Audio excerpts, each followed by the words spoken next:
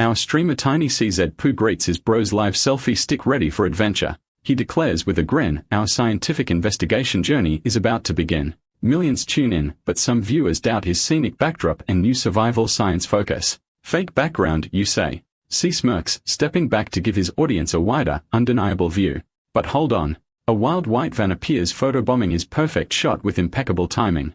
This isn't just a photobomb. The van's headlights are locked on him, making this stream dangerously real. CS' cool demeanor instantly evaporates, replaced by the stark realization of imminent peril. Reflected in his wide eye, the van distorts, glowing with an unnatural, almost otherworldly energy. Suddenly, blinding flash erupts and the very fabric of his surroundings seems to shatter into pieces. C finds himself caught in a vortex of swirling binary code, his form dematerializing into pure data. Our streamer rematerializes, utterly bewildered by his new decidedly down-market accommodations. His mind replays the van's unscientific demolition derby, a far cry from his planned content. Then a glowing magical circle appears beneath him, so much for rational explanations. Peering around, he spots rats, spiders, and sturdy iron bars. This isn't a five-star resort. It's a prison, and he's the newest inmate, much to the dismay of his fellow captives. Damp moss-covered walls confirm this isn't a VR simulation. The chill is all too real. He clutches the rusty bars, his brain still trying to science its way out of this mess.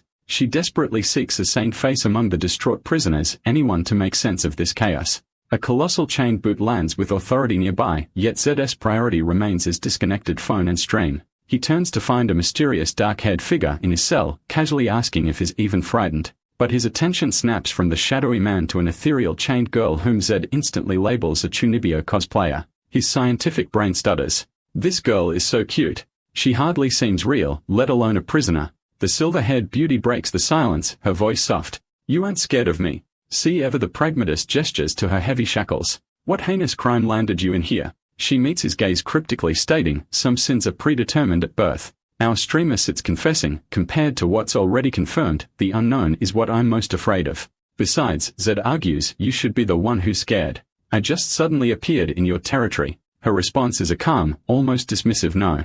Then she reveals the kicker. This is death row, and her attempt to summon a demon for a last will somehow netted him instead. C can only sweat drop, thinking this girl's commitment to her summoner persona is dangerously deep. C reels back, the words death row echoing his disbelief as the girl remains serenely in her summoning circle. She calmly elaborates.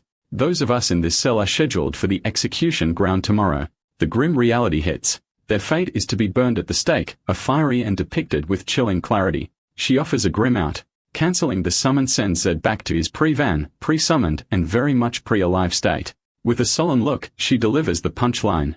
Sending him back means he'll simply and die. She's scientific mind races, confirming the prison's reality and the impossibility of surviving that truck crash. The penny drops hard. This Chunibyo isn't playing. Death row and fiery executions are terrifyingly real. The silver-haired girl, with a hint of challenge in her eyes, finally asks, now are you scared? See, ever the contrarian coolly states, scared. I'm only truly afraid of what I don't know. With a sudden grin, Zed glances at the other inmates. Besides, I'm a huge fan of Prison Break. Zed confidently declares, as a popular science blogger, I have countless methods for breaking out of prison. The silver-haired girl still hugging her knees whispers a defeated impossible. Suddenly, a metallic clink echoes and her eyes widen in disbelief at the sight of a melting iron bar. How is that possible? She stammers, watching Zed casually lean against the now breached cell bars. She stares at the glowing severed bar, her mind jumping to the only explanation she knows. Fire magic. C turns, a smirk playing on his lips as she internally reasons, but men can't use magic. Magic is too fantastical. This, Zed proclaims with a triumphant V sign, is the power of science, leaving the girl utterly baffled. He then kneels, rummaging through his surprisingly well-equipped bag announcing, this is it. She observes a strange purple glow from his contraption noting, no magic fluctuations, but it can burn through anti-magic metal. C holds up a small device and a can, a knowing glint in his eye. Ever heard of a thermite reaction? The silver-haired girl breathes no as Zed, now outside the cell, licks his lips, admiring his bar-cutting prowess. He presents his humble can of powder with a knife. Never heard of it? He asks, a glint in his eye. Then you're in for a treat, Zed grins, offering an apple to the utterly bewildered girl. Kneeling down, PSY explains the simple chemistry, aluminum and iron oxide in just the right ratio. A flick of his lighter and Z reveals the next step, igniting it for a 2500 degrees Celsius inferno. The mixture erupts, instantly melting through a heavy chain link with a shower of sparks. Enough to melt steel, Zed states coolly as her shackle breaks. This is the power of science, Miss Prisoner. Her brilliant eyes widen, reflecting the impossible as she whispers internally, the power of science. She mulls it over. No magic was needed for that. But could this mysterious man use actual magic too? What are you waiting for? Zed smirks, offering a hand. It's time to escape, Miss Prisoner. The silver-haired girl looks down at her freed wrist, a hesitant but on her lips. Zed firmly takes her hand, his touch surprisingly gentle despite the urgency. She looks back at him, her eyes filled with a heavy resignation. I am guilty. Undeterred, Zed leads her out of the cell, striding confidently down the gloomy prison corridor. If you save me, you'll have bad luck, she warns, but Zed scoffs. Don't say unscientific things, Miss Prisoner. She looks up at him, a flicker of something new in her eyes. I am Rena. Shay gives a dashing smile, his own blue eyes sparkling. Jipu, my name. Just then, a shout rings out from the end of the corridor. Someone's escaping as shadowy figures appear. C glances back a little surprised. Were we discovered so quickly? Rena looks worried. From the shadows, another prisoner whispers in terror, it's the Calamity Demon. As a stern guard approaches them, Rena grabs Z's hand, unleashing a surge of purple energy. Don't be afraid. Teleportation magic, cry the other prisoners, as Rena and a startled Zed are yanked upwards. C grits his teeth, the sudden magical whiplash clearly taking its toll. Silhouetted against the moon, they ascend in a vortex of arcane power, leaving the prison far below. Suddenly, they are impossibly high, a sprawling city glittering beneath them as Zed looks down in shock. Hold on tight, Rena instructs, while Zed, ever the gentleman, asks. We are falling. Are you okay? Her grip loosens, her focus wavering as she murmurs, magic. Plummeting towards a dark forest, Rena admits with a sigh, not enough. As they tumble through the air, Rena looks down at Zed, a hint of apology in her eyes. With a grunt, Zed twists midair, catching Rena just before they crash into the unforgiving ground. They crash through the forest canopy, Zed shielding Rena with his own body. Taking the full impact, Zed grunts, but his grip on Rena remains firm. C lands flat on his back, Rena cushioned on top, a blush creeping up his face. Rena, now on top, looks down at a flustered Zed, a surprised escaping her. A split second of realization, her intense gaze meets his slightly embarrassed one. Rena quickly gets up asking if he's hurt while Zed, ever the trooper, claims he's fine. Her brilliant eyes scan him, a flicker of concern for her unlikely savior. She surveys their new rather morbid surroundings, a hillside cemetery still within the city limits. Dusting himself off, Zed asks the big question. Now that we are out, what's your plan, Miss Prisoner? Rena solemnly places a wreath on a nearby grave, her voice soft. I want to go home. She ponders her wish then cheekily decides, go home.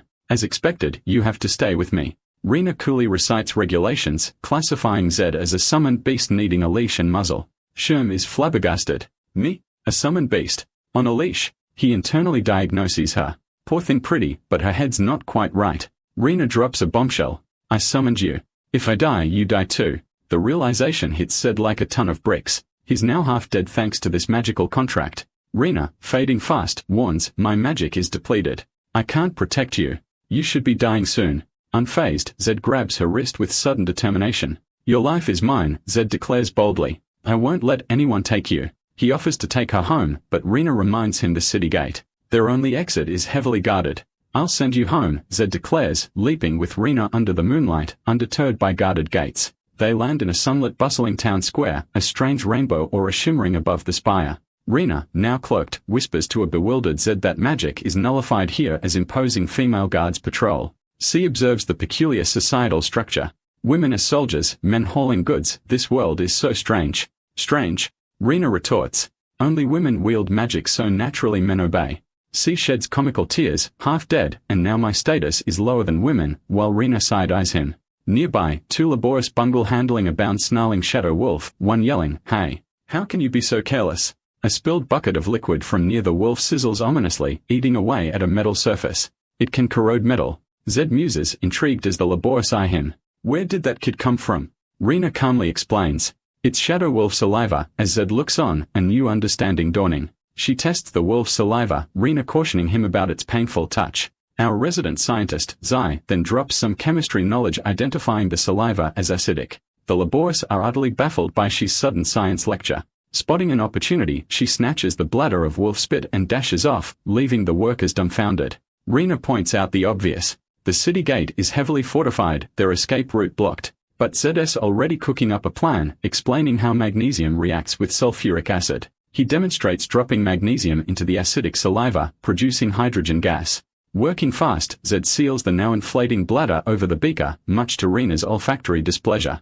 Next, he fashions a cloth fuse for his makeshift rather pungent hot air balloon. From a rooftop vantage point, Zed confirms their launch site is clear, ready for a daring aerial escape. Rina, cloaked and curious, asks Zed his plan, to which he cryptically replies, "You'll know in a moment." Lighter in hand. With a flick of his lighter, Zed ignites the fuse, explaining, "With hydrogen, all it needs is a little flame and it will kaboom."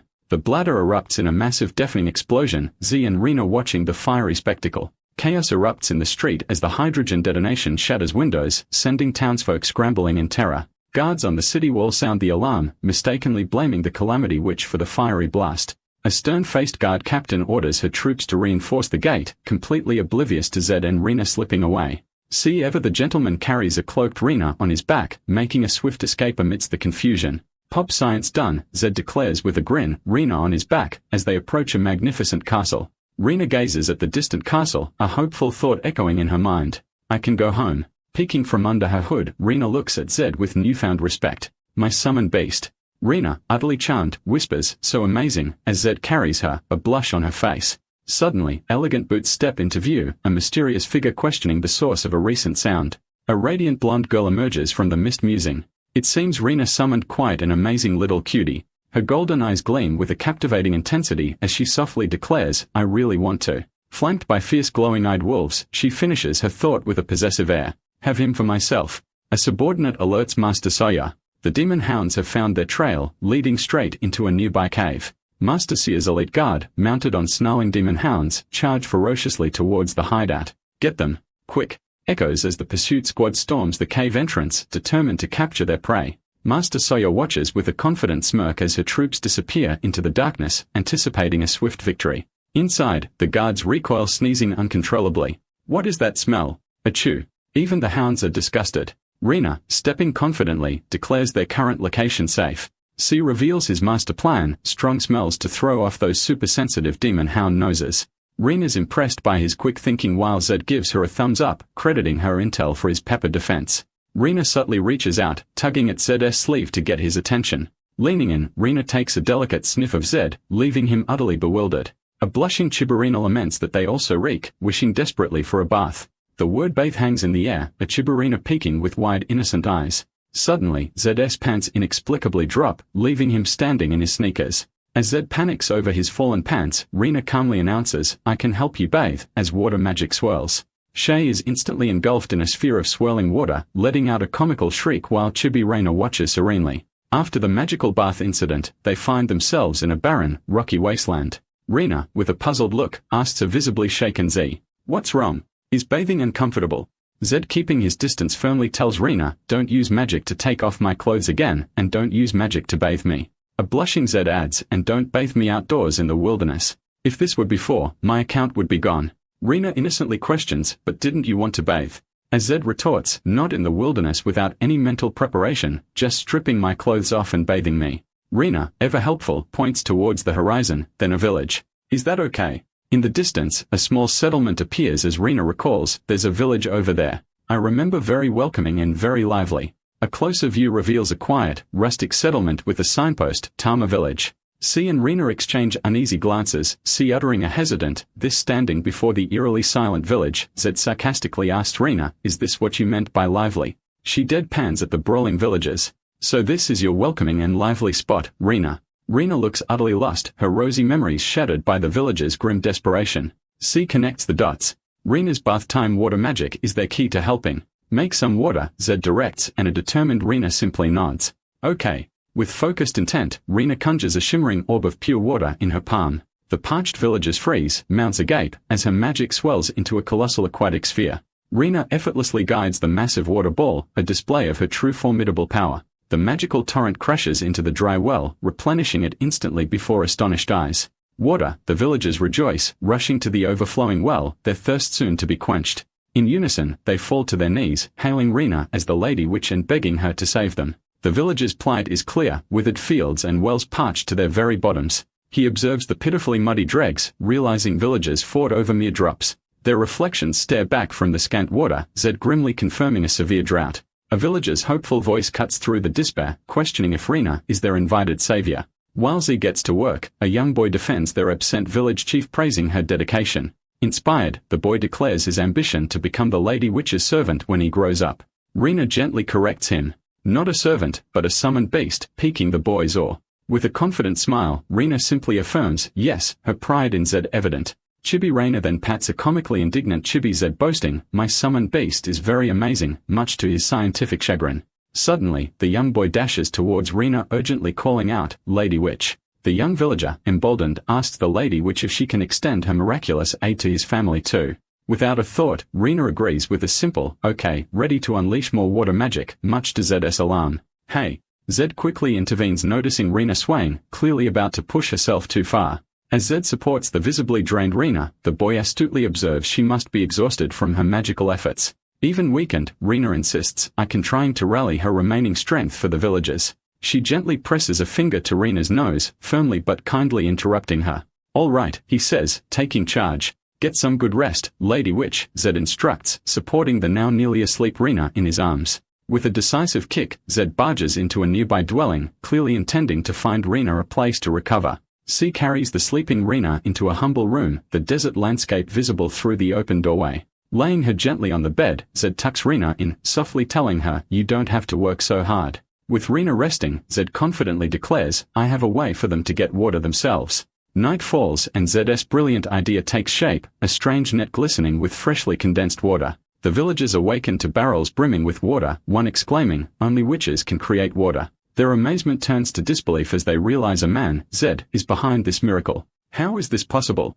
She, ever the scientist, proudly tells a surprised Rina, when you master science, nothing is impossible. The villagers stare at the dew-collecting net, muttering in confusion, science. The young boy, equally puzzled, asks if this strange contraption is what Big Brother calls science. C patiently explains to the curious boy. No. This thing is called a fog net. He elaborates how the net captures airborne water vapor, turning it into precious droplets, pure science in action. Kai addresses the hopeful villagers, admitting the current yield is small, but with more fog nets, their water woes could end. C, with a confident smirk reflected in the freshly collected water, promises the villagers their water woes can be eased. A villager holding up a fog net excitedly realizes that if they follow Z's teachings, they can all conjure water.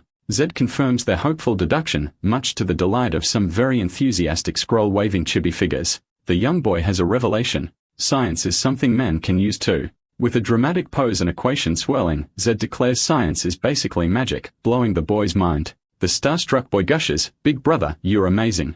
As Chibisi fumes, I'm a person, not a beast. Hey! The entire village erupts in cheers. Long live Lady Witch. Long live Lord Summon Beast. Long live science. Side by side, Rina's elegant boots and Z's practical sneakers step forward, a united front. A refreshed Rina beaming gives C an affectionate pat on the head, much like one would a prized pet. Chibi Shy erupts. I told you not to treat me like a small animal, while a Chibi Raina looks on with innocent confusion. Chibi Raina lectures a blushing Chibisha. A master rewards a summoned beast for a job well done. You know. As Z internally combusts, the young boy pipes up. I want Lady Rina to pat my head too. The boy's attention snaps to approaching armed figures, nervously asking if they seek the Calamity Witch, Lady Rina. A villager connects the dots with dread. Don't tell me our drought was also because of as a blonde woman, Isaac sees fog nets. This mysterious blonde Lady Soya smirks, finding the summoned beast Z increasingly intriguing. I really want him. Lady Soya commands her guard to replenish their water, declaring it's time to continue chasing their little cutie. The scene shifts, revealing the imposing walls and grand castle on the outskirts of Caroline City. Near Caroline, Z and Rina encounter a merchant shamelessly hawking magic water at sky-high prices. A desperate citizen pleads for a sip only for the greedy merchant to sneer, if you can't afford it, then get lost. C observes the blatant disaster profiteering, then pointedly asks Rina if anyone actually manages things in her supposed home, Caroline. Rina, unfazed by Z's question, simply conjures a fresh bucket of water with a flick of her wrists. She offers the life-giving water to a parched citizen, a beacon of hope in the desperate crowd. Water. It's free. Free water. Echoes through the square as Rina shares her magic, Z looking on. The greedy merchant stares in disbelief, his lucrative water monopoly suddenly threatened. Suddenly, a splash. Rina recoils as water is thrown at her, a clear act of aggression. I don't care where you came from, you rude witch, the merchant sneers stepping forward. He brandishes a license flanked by imposing figures declaring, only we can sell water here. Rina ever so calmly retorts, we're not selling water. We are giving it away. The merchant's smirk widens. Don't you know? He begins, clearly enjoying her supposed naivety. Precisely because it's free, it's even less permissible, he hisses. Cutting off a livelihood is a grave offense. The merchant cackles, warning Rena that the Lord's mansion won't stand for her charity. He then kindly reminds them, flanked by his orb-wielding goons, of the established order. This profiteer looms, threatening deadly consequences, claiming the Lord's mansion would even sanction it. Suddenly, merchant barks, everyone clear out, as new figures approach the scene. A knight and a lady in white arrive, the merchant exclaiming, "Lady Ruby," as the lady looks on with concern. The merchant quickly tattles to Lady Ruby, accusing Rena of malicious competition and harming their guild's water witch. Lady Ruby's gaze hardens, a silent storm brewing in her eyes. With a swift decisive move, Lady Ruby sends the merchant flying. The merchant hits the deck, utterly floored, as Lady Ruby stands resolute, much to Zed and Rena's surprise. Then in a shocking turn, Lady Ruby bows deeply to Rena proclaiming, "Greetings, Lord," leaving Z utterly bewildered. Sai can only splutter bewildered at this unexpected turn of events. He stares at Rena, his mind reeling. The Lord. The scene dramatically shifts to a magnificent sun-drenched castle, clearly the Lord's domain. Inside, Z's bath time is rudely interrupted by a maid, prompting his shocked, "Isn't this the men's bathroom?" The bespectacled maid coolly confirms his identity. "You're Z Poo, right? I'm here to take your measurements." A flustered Z, towel askew, stammers, "Measurements? Measurements for what?" The maid brandishing a tape measure explains the length assessment is vital as the Lord has very particular standards for her acquisitions. Panicked, Zed grabs a small barrel lid for cover yelling, "You wait." He desperately tries to maintain some distance shouting, "Just stand there. Don't come any closer," while the maid waits unfazed. C, retreating into the tub, negotiates, "Put it there. I'll do it myself," as the maid instructs him to fill out every item and then report to the Lord. The maid adjusting her glasses sternly warns remember not to fake the data. Meanwhile, luxurious streams of water fill a grand bathtub, a stark contrast to the recent drought. C soaking muses, "I thought I was just leeching off a witch, not a lord who can have a harem." He stares at the abundant bathwater. People outside are worried about water, but here, as expected, Zed sighs, nobles are always clueless about suffering. Later looking dapper in new clothes, Zed gazes into a mirror, a thoughtful no escaping him. Striding down a lavish hall, he considers she might be different. Reaching a grand door, Zed intends to demand, "Before that, please explain." Inside, Lady Ruby confronts Rena. "Why are you who should be in the Asura royal capital in the Caroline territory?" Ruby reminds Rena of an old pact. Return to Caroline is forbidden until she's 18 and her magic is stable, lest she cause disaster. Z, eavesdropping, realizes cause disaster is why Rena felt guilty. Lady Ruby sternly orders Rena to fulfill her duties and head to the royal capital immediately. Rena meekly agrees. "I will go back," but, her voice trailing off with unspoken conditions, C internally freaks out. Going back is just asking to be killed or a buy one get one free deal on our heads. Bam. C throws open the doors, ready to interrupt this heavy conversation. He boldly challenges Ruby. "You don't care that the Lord was imprisoned on death row for her people?" C presses further. "Do you not care if she's sent to the stake either?" Causing Ruby to flinch. Rena interjects, declaring she'll go to the capital, but only after solving the drought and visiting her mother. A silent intense stare-down ensues between the determined Rena and the resolute Lady Ruby. Ruby clarifies her mission. Preserving the territory's strength means not depleting the water witch's magic, even to save people. Rena, with Zed standing firm behind her, insists her mother would support using water witches for disaster relief. She passionately declares her mother would never ever abandon her people in their time of need. Lady Ruby counters, stating castle finances are tight and mobilizing other witches would only sow more chaos. She, not having any of it, dramatically kicks his chair back ready to make a point. He sarcastically remarks, "Interesting. Plenty of water for baths, but none to save the dying." Lady Ruby turns, her expression unreadable as Z's pointed words hang in the air. With chilling detachment, Ruby proclaims that the common folk simply have their own destiny. Rena stares aghast. "Destiny? Is that all their lives amount to?" Gazing at the suffering citizens below, Rena vows, "Even if it drains all my magic, I have to try." With newfound resolve, Rena touches the window, determined to change their fate as Ruby and Zed watch. Lady Ruby's patience snaps, her hand slamming down in frustration. She practically begs, "Lady Rena, please don't be willful," her authority wavering. From the window, Rena meets Ruby's desperate plea with quiet, unshakable determination. Z, cool as ever, inquires about Rena's magical repertoire. "Ice, wind, can you do both?" He points out wind witches are a dime a dozen, but ice witches, rare. And Rena's got the combo. Turning to Ruby, Zed expertly dissects her anxieties about witch deployment and enemy opportunism. Ruby concedes his points, adding that governing isn't child's play and witches have their posts. A restless tap of her fingers betrays the storm brewing beneath Ruby's stern exterior. Then Zed, with a knowing smirk, proposes a brilliant alternative: wind, ice, and a dash of science. Hope ignites in Rena's eyes as Zed boldly claims his scientific approach will conquer Caroline's entire drought. Lady Ruby, hand clenched, can't believe Rena is falling for this. She scoffs. Lady Rena to actually believe a man's tall tale, clearly doubting Zed's grand scientific solution. Just then, elsewhere in the sun-drenched castle, important news is about to arrive. A chained figure shuffles in as word spreads. The lord who was supposed to be in the royal capital has returned. Down a lavish hall, a striking red-haired woman strides purposefully, her shackled attendant trailing behind. It's Merida, the blindfolded vice president of the Fano Merchant Guild, and she looks serious. As they enter, Merida with a hint of remorse is announced, her attendant holding a formal letter. Merida, with a slight bow, declares she has come to apologize. The trio looks up as the vice president of the Fano Merchant Guild makes her unexpected entrance. Indeed, Merida confirms her purpose. A formal apology is in order. Merida's attendant presents a formal license announcing their intent to apologize for past offenses to the Lord. Merida declares she'll return the license and withdraw all water witches, effectively ending their water supply business in Caroline.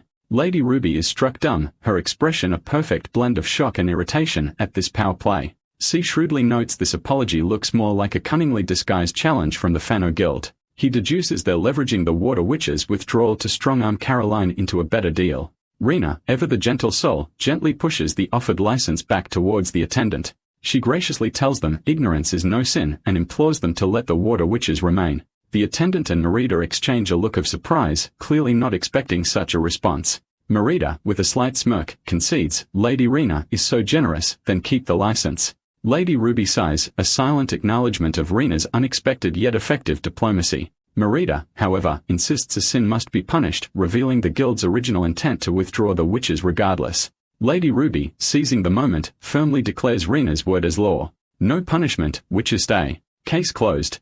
A silent clash of wills. Merida's knowing smirk versus Ruby's steely gaze. He chimes in, so Lady Rena wants wind and ice witches for the drought. Caroline's got wind, but only one tier ice witch. Merida, with a perfectly timed reveal, notes the Fano Guild just happens to have the only tier ice witch. As a supposed act of atonement, Merida generously offers to lend their powerful ice witch and wind witches. Rena, ever so sweet, asks if this is all right, while Zed internally groans, she's not doing it for free, you know. Merida lays down her terms, lend the witches, and the guild gets to set whatever prices they want in Caroline. Zed just smirks. Lady Ruby slams the table. No need. Using ice and wind witches is pure fantasy. We don't need them. Rena to Ruby's utter shock calmly states, I agree. Merida, ever the opportunist, praises Rena's compassion, offering an additional workshop as a token of goodwill. But Merida's inner schemer smirks, convinced they'll soon crawl back, giving her all the leverage. With a sly glance, Merida advises Rena, oh right. You'd better hurry. She then drops a juicy tidbit. I heard a lady seer from the royal capital seems to be chasing closely. Elsewhere, the very same Lady Kier arrives gazing at the castle, eager to learn more about Rena. Just as Rena makes to leave, Zed grabs her hand. Stop. Not so fast, your ladyship. See, ever the curious scientist, demands a crash course. Explain your witch knowledge to me. Tier, what's the deal? He scratches his head. And two witches for wind and ice. Can't one witch just do both? Rena, now in adorable chibi form, patiently explains the 9-rank witch hierarchy. The higher the rank, the stronger the magic. And just like that, they are off to the alchemy workshop, presumably for Z's grand scientific demonstration. With a creak, Zed and Rena step into the dusty forgotten alchemy workshop. Rena reveals most witches master only one magic, but as cleaning supplies dance around her. Command 5, she declares, a whirlwind of power. Everything but ice, that is. Oh, and by the way, she's a tier witch looking effortlessly pristine. Haji's mind is blown, a genius. But why the fainting spells? Rena sighs. Rapid magic use, you see. She, ever the pragmatist, pins up a complex scientific diagram with a decisive thwack. He unveils his grand plan, a nitrogen production device admitting he needed a builder. Time for a game, little genius, Zed grins. Let's fire up the witch's alchemist workshop. Guiding her hands, Zed has Rena heat metal bars. Like this? She asks as he advises on controlling the force. A massive metal piece glows white hot under Rena's fiery touch while Zed reminds her to pace herself. Rena, despite her HP dropping to 66%, insists, I can, as Zed cautions her against overdoing it. Zed exclaims admiring their finished contraption. Magic is quite useful, I have to say. She gives Rena a thumbs up and a head pat. Lady Lord is so amazing. Let's see how you like being treated like a puppy. Rena looks up, a little startled, as Z's hand rests on her head in a surprisingly gentle gesture. A flustered Rena touches her head, a blush creeping up her cheeks from the unexpected praise. C proudly presents the completed device. With this and the 2 witches, we can start producing liquid nitrogen for artificial rainfall. Just then, 2 figures appear at the workshop entrance announcing, "We are witches sent by Lady Merida here to report. Meet Floro, the sleepy wind witch, and Jinlise, the studious ice witch ready for duty." Rena innocently asks them to cooperate with her summoned beast, much to Z's exasperated. "I'm not a beast." The new witches exchange a puzzled glance, Skinless wondering, aren't we supposed to obey Lady Rena? Floro scoffs, but this man, clearly unimpressed by Rena's summoned beast. C coolly cuts in. "Who you obey isn't important, ladies." He then lays out the master plan. Wind magic to compress air, ice magic to liquefy it, all for artificial rain. Floro's jaw drops, a tiny creature on her head equally stunned. "You want us to solve the drought?" Kinless eyes the contraption. "With this scrap metal, it's not even a magic tool." Zed just grins. That's right."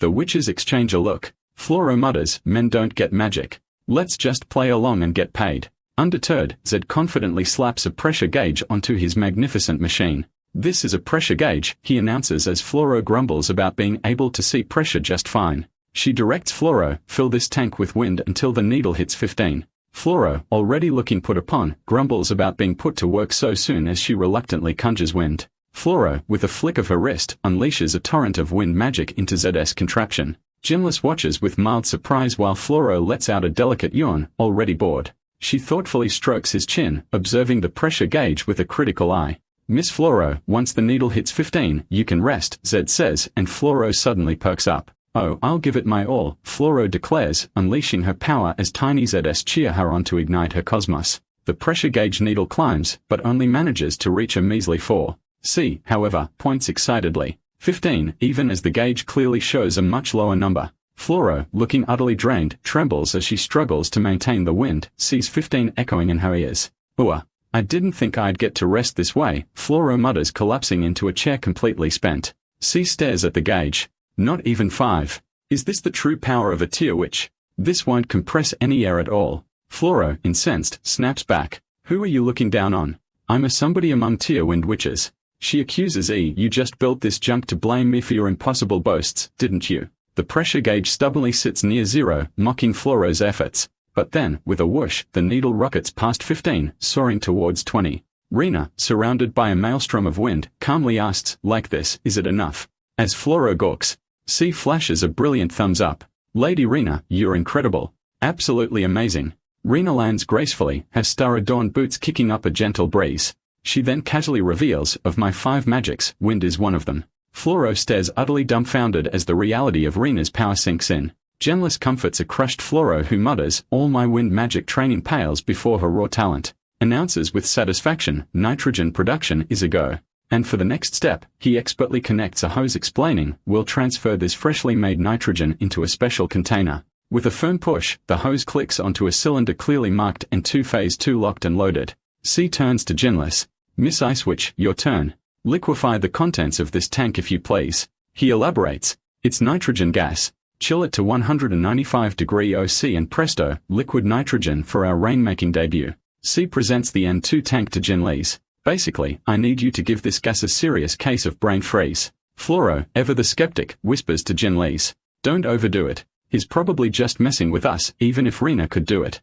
Jinless, however, clutches her grimoire, "But he wants to solve the drought, and this is my official assignment." With newfound resolve, Jinless unleashes a frosty torrent. "I'll give it everything I've got." Only to immediately crumble, muttering work is terrifying as Zed watches, utterly bewildered by the sudden shift. Zed ponders, can a tier ice witch not liquefy nitrogen? No liquid nitrogen. No artificial rain. Jinless, with sudden fire in her eyes, clenches her fists. "I can do it." Only for resolve to shatter instantly, I can't." She whimpers, terrified. Floro erupts. "Look what you've done to my partner," as Guinness mentally short-circuits between I can and I can't. "That's it. We are going home," Floro declares, dragging a sobbing Guinness away. "No more work today." She watches them storm out, a single bead of sweat betraying his cool facade. Rena silently offers you a drink. He looks up a little surprised. "Oh, you've worked hard," Rena says, acknowledging his efforts despite the chaotic turn. She sighs. You all did the heavy lifting. I just provided the theory and apparently upset them. Rena pats Z's head reassuringly. It's normal for those who don't understand to get upset, as he internally grumbles about being petted again. But a glint in Z's eye suggests this setback is just a new beginning. C spots Kinless' forgotten grimoire. Little Glass has left her book. Flipping through its pages, Z deciphers the truth. So your magic, it deconstructs and reconstructs matter. He slams the book shut, a brilliant plan already forming in his scientific mind. C downs the drink Rena gave him, a thoughtful look replacing his earlier surprise. Rena, he exclaims, setting the glass down. I've got an idea. Rena blushes, realizing, wait. That's the cup I drank from. He gestures to 4 new imposing machines. With these, we just need our witches back on the job. Rena gently dabs his face. You've worked hard, she says softly. You're the one who worked hard, Zed counters. You made these 4 machines with your magic. With a snap of his fingers, Zed signals the next phase of his grand experiment. Just then, Floro and a very reluctant Guinness reappear with Floro sarcastically announcing, your witches are here to work. See? Ever the opportunist confidently tells Guinness, Miss Guinness, I know how you can liquefy that nitrogen. Floro scoffs while Guinness looks on, a mix of doubt and desperation on her face. You, a non-magic user, dare to instruct a witch. Floro sneers, especially with ice magic even Lady Rena doesn't use. She momentarily falters under her sharp gaze, a single bead of sweat betraying his nerves. But he quickly recovers. You might not believe this, but I actually know a little ice magic myself. Floro remains unconvinced. Magic Lady Rena hasn't mastered, and I sense 0 ice affinity from you. Then watch closely, Zed declares, holding up a bowl, prepare to witness a miracle. Saltpeter ice making. He then demonstrates placing a smaller container into a larger basin of water, ready to prove his scientific prowess. She lifts the lid revealing his simple setup, a pot within a pot ready for some scientific magic. He explains his secret ingredient, saltpeter, easily scraped from old walls and quickly purified for use. Floro scoffs, really? But Jinless, ever observant, murmurs, it actually feels colder. She smirks. Elementary, my dear witches. Saltpeter dissolving in water absorbs heat from the inner container. With a flourish, he declares, and by continuously absorbing that heat, the water inside will freeze. Behold, a perfect block of ice forms as Zed reveals the fundamental principle of ice magic. He triumphantly presents the glistening ice cube. It's all about heat absorption and release. Floro and Jinlees are stunned. C casually offers the ice to Guinness. Here, feel for yourself how cool science can be. Guinness cradles the ice, her eyes wide with dawning comprehension. Heat absorption. Heat release. Suddenly fired up, Kinless exclaims, Summoner, sir. Your orders, please. Leaving Z to splutter, it's Z. Z poo. She begins his master class.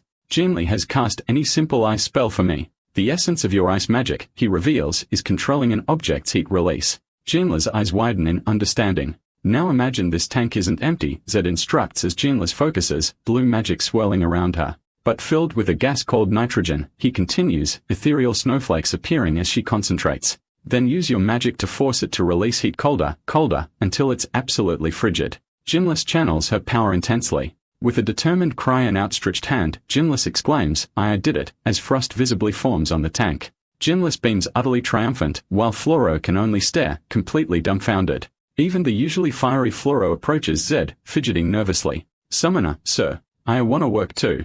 Can you guide me as well? Floro asks, a hopeful blush gracing her cheeks. With the team spirit renewed, their headquarters stands tall under a bright promising sky. As dust settles, their grand plan to end the drought is set to unfold under the starry sky. Wynn outlines the next step. Produce enough liquid nitrogen then get it sky high for a big boom. Relaxing on the rooftop, he explains to Rena, then rain will fall and the drought will finally be over. Rena, ever dedicated, offers a solution. I can use my teleportation magic to send it up. But Zed quickly halts her, a playful crown icon appearing as he interjects. Hold on, Lady Rena, Zed warns. Your magic drains more than just mana. You need to rest or you'll collapse. Rena gazes at the moon resolute. Like my mother, I must do something for my people. She gently persuades, and to ensure success, you need your strength. That teleportation is a massive drain. Right? Rena turns, a soft blush gracing her cheeks, clearly moved by his concern. Finally convinced, Rena leans on Zed's shoulder, resting as he softly murmurs, rest, camooses. She actually fell asleep right here, as Rena slumbers on his shoulder under the starry sky. The moonlit city below sleeps, unaware of the tender moment unfolding above. Ever the gentleman, Z carries the sleeping Rena into her opulent chamber. He gently lays her down, careful not to disturb her much-needed rest. But as he turns to leave, Rina sleepily grabs him murmuring, "Don't leave me," catching Zed completely off guard. A flustered Zed finds himself with an armful of sleeping witch, her face peaceful against him. Suddenly, Rina clings even tighter, pulling him closer in her sleep, much to Zed's wide-eyed surprise. Zed thinks she's usually so stoic. "I never imagined this side of her." Rina then softly murmurs, "Mommy," nuzzling closer, lost in her dreams. Zed exclaims internally, utterly bewildered by this unexpected turn of events. Just as things get complicated, a knight bursts in, Lady Rina, while Rina sleepily mumbles. Rina's eyes snap open, the dream state shattered by the sudden intrusion. Mortified, Rina realizes her compromising position with a wide-eyed Zed, her cheeks burning red. The knight urgently reports, "Lady Rina, refugees are flooding the city desperate for water. They are clamoring demanding water." The knight continues, her face etched with worry. Outside, an angry mob with torches roars. Her return brought this drought upon Caroline. "Banish the disaster witch," they scream. "She's unworthy to succeed Lady Sheena." She and Asamba Rena watch the furious crowd from her window, the situation escalating rapidly. Rena's heart sinks as visions of a cursed city and shadowy hands fill her mind, the weight of blame crushing her. Resolved, Rena turns, a golden magic circle flaring to life as she prepares to face the crisis head-on. Tears well in Rena's eyes as a vision of her mother Sheena reflects within, a soft mommy escaping her lips. A haunting memory surfaces. A younger Rena, terrified as shadowy hands accuse her. "It's all your fault, disaster witch." C gently interrupts her spiraling thoughts. "Scientifically speaking, no one can cause a drought, Rena." He smiles full of conviction. "Remember, you're not the disaster witch. You're the witch who will end this disaster." Rena murmurs, recalling Z's earlier words about inherent guilt, a past image of him with her mother flickering in her mind. Meanwhile, outside the city walls, the desperate cries of "Open the gates" echo under the starry sky. The furious mob torches ablaze shakes the gates branding the nobles blood-sucking beasts. Knights in shining armor rush towards the commotion, ready to defend the city entrance. A stern high-ranking official flanked by guards declares, "Those who dare to besiege the Lord's castle shall be punished by law." Undeterred, the desperate crowd uses a makeshift battering ram, roaring, "We're already dying. Your threats mean nothing." With the city gates under siege, an explosion of fire signals the mob's destructive intent. "Charge!" roars the frenzied crowd, their torches illuminating the night as they surge forward. The desperate citizens, fueled by rage, attempt to smash through the castle gate screaming, "Down with the nobles." From within, a calm voice commands the defenders, "Prepare yourselves," as spears glint in the darkness. One determined man from the mob yells, "We'll fight them to the end," his face a mask of fury. Stepping out to face the chaos, Rena firmly instructs the knights, "Do not harm the people." A woman in the crowd immediately points, her voice ringing with accusation. "It's the disaster witch." "Enough of your pretense," she sneers. "It's because you came back that Caroline suffers this drought," another citizen screams, hurling a rock that strikes Rena. C cries out, "Rena," as she stumbles, a trickle of blood marking where the stone hit. The accuser twists the knife. "That's right. Because of you, Lord Sheena met an early end. Disaster witch, get out of Caroline." The mob roars, their fury echoing as Zed shields Rena. Enraged, Zed whirls around, his voice a thunderclap. "All of you, stop it." His sudden ferocity momentarily silences the crowd, a torchbearer looking utterly bewildered. C, with unwavering conviction, addresses the sky and the mob. "I guarantee it will rain tomorrow." His gaze hardens, sweeping over the torch-wielding citizens, "But if anyone dares to harm the Lord again, this light of hope," he gestures to their torches, "will become the fire of judgment," causing a startled yelp. An old woman scoffs. "You, a man with no magic, dare to spout such alarmist nonsense. Liar. Nonsense. Stone him." The crowd erupts again as Zed braces against a fresh volley. Despite the assault, Zed's eye gleams with unyielding resolve, a silent promise in the chaos. Suddenly, Reno ascends bathed in ethereal light, leaving a stunned Zed gaping from below. Taking his hand, Rena boldly declares, "If no rain tomorrow, we face the pyre together," much to Zed's internal dismay. The old crone and her companion are struck dumb by this audacious vow. Torch-wielding citizens pause their rampage, their fiery anger momentarily doused by the witch's gamble. Back in a secluded clearing, Rena prepares a complex ritual, 5 large canisters at the ready for her weather-bending plan. Her attendant notes only a magical prodigy like Rena could even attempt such a power-draining feat. Just as Rena focuses, elegant boots land softly nearby, heralding an unexpected visitor. A figure perches on a rooftop calling Rena's name, their silhouette sharp against the night sky. Rena looks up recognizing the newcomer, a name whispered in surprise. "Shia." With a heavy heart, Rena asks the figure, "Have you come to take me back?" Shia beams, confirming Rena's suspicion with a cheerful, "You guessed right." Rena stands firm while Zed and her attendants exchange baffled glances at this sudden confrontation. But I'm not the disaster witch, Rena declares, staff in hand. I'm innocent and I won't go with you. Ever so condescendingly, reaches out. I knew that little pet of yours was a bad influence. Now be good and come along. Her golden eyes narrow a fiery glint promising trouble. Otherwise, all your companions will be destroyed. Shia's threat hangs heavy as flames erupt, catching Zed completely off guard. Come with me, Rena, Shia coos from above, or your precious little bottles will be toast as fiery chains encircle the ritual site. He shouts in alarm. Those liquid nitrogen canisters are highly explosive near heat. Keep the flames away. One plucky attendant steps up. Watch me blow out this fire. Lady Rena is in rank witch, you know. But her bravado turns to a shriek as Shio's fire instantly engulfs her arm. The attendant admits defeat, stating only Lady Rena's water magic can douse and rank witch's flames. Rena, with a determined gaze, summons a massive surge of water magic. A critical choice looms. Use her power now and forfeit the rain ritual or let her friends suffer. Shia with a flick of her fingers cranks up the heat, a wicked grin playing on her lips. Don't even think about fighting back, Shia warns, promising to incinerate everyone and everything before Rena can act. C yelps, shielding himself as the inferno around the canisters intensifies. Another attendant desperately tries to cool the volatile canisters, her own magic rapidly depleting. Rena stands silent, the weight of her decision heavy as the torch-bearing mob watches.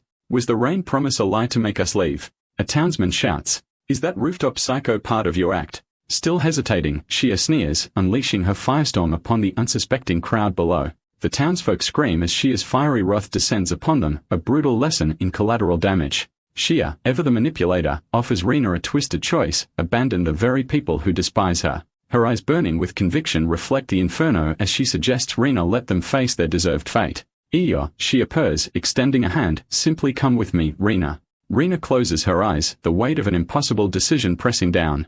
A voice from her past whispers, they are merely afraid because they are hurt. In a poignant flashback, Rena's mother affirms her true identity. You are Carolyn's future leader, not the disaster witch. Her mother's final words echo, Carolyn's people are entrusted to you. Rena's eyes snap open, a blue aura flaring as she declares, I'll go with you. But a memory surfaces, a stern noblewoman coldly stating, the lower class have their own fate. Rena with newfound resolve extends her hand vowing, their fate, I will rewrite it. As Rena reaches for Shia, a blinding light signifies her momentous choice, a pact seemingly sealed. C, aghast, screams. If you leave now, their fate won't change one bit. Ignorant of the truth, he argues, they'll remain trapped in their cycle of misunderstanding. Undeterred by the inferno, Zed roars, just mere flames. Watch me extinguish them. Shia, amused from her perch, coolly retorts, all right then. Give it your best shot. With a smirk, Shia challenges Z directly. Let's see if you can alter her destiny. He barks orders at the injured attendant. Jinlissa, ice magic absorbs heat. Focus on your arm. Forget the canisters. He then commands the other. Wind magic can remove air. Suffocate the flames. With time running out and lives on the line, Zed urges them on with a single desperate word. Hurry. Jinlissa, through gritted teeth, commits, fine. I'll follow your orders, while Fulululuo fiercely adds, if this goes wrong, I'm haunting you. With Rena and Shia caught in teleportation light, Zed urgently yells, hurry. She's about to be taken. A spectacular collision of magic erupts as the attendant's powers counter Shia's flames. Against all odds, their combined elemental assault successfully extinguishes the inferno. Shia's condescending smirk vanishes, replaced by pure shock. What? How is this possible? The attendants collapse, JY and Lizzie panting. Did we actually beat and rank witch's fire? While Fulululuo sobs from the effort. As Shia's teleportation pulls her upwards, Rena desperately reaches out crying. Suddenly, a hand wreathed in dark purple energy darts out, seizing Shia's arm mid-teleport. Having dramatically intervened, looks towards Rena with a knowing smile. I knew you could hold on. He then challenges Rena. Now you can prove it to everyone. Show them you're not the disaster witch. With Shia's teleportation disrupted, C uses his own power to send the volatile canisters skyward. Rena, channeling her resolve, declares, Mother, I can finally fulfill my promise. A majestic column of purple energy launches the canisters high above Caroline, a beacon of defiance. The timers on the canisters tick ominously, counting down to their inevitable detonation. High in the atmosphere, the canisters erupt in a spectacular controlled burst. Miraculously, droplets begin to fall, a gentle rain gracing a grateful hand. Fulululuo stares in disbelief as the promised rain begins whispering, she actually did it. Exhausted but triumphant, Rena leans on Zed who murmurs, thank you, my summoned beast. See, ever the charmer even now looks up and cheekily asks, but, really, can we work on that title? Rena, flustered and blushing, looks up at Zed, a silent question in her eyes. A townsman voice thick with emotion whispers, Rain. She actually brought the rain. Below, the once hostile crowd kneels in the downpour, a collective realization dawning. She's not the disaster witch. A young boy face upturned to the sky joyfully declares she's the witch of hope.